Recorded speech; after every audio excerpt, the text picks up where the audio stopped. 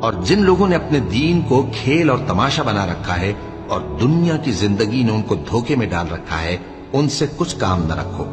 ہاں، اس قرآن کے ذریعے سے نصیحت کرتے رہو تاکہ قیامت کے دن کوئی اپنے اعمال کی سزا میں ہلاکت میں نہ ڈالا جائے۔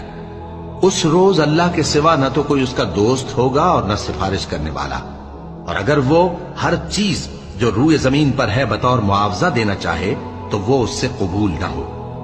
یہی لوگ ہیں کہ اپنے اعمال کے وبال میں ہلاکت میں ڈالے گئے، سو ان کے لیے پینے کو کھولتا ہوا پانی اور دکھ دینے والا عذاب ہے، اس لیے کہ کفر کرتے تھے۔ کہو، کیا ہم اللہ کے سوا ایسی چیز کو پکاریں جو نہ ہمارا بھلا کر سکے نہ برا؟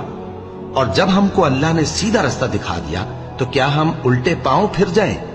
پھر تو ہماری ایسی مثال ہو جیسے کسی کو جنات نے جنگل میں بھلا دیا ہو اور وہ حیران ہو رہا ہو، اور اس کے کچھ رفیق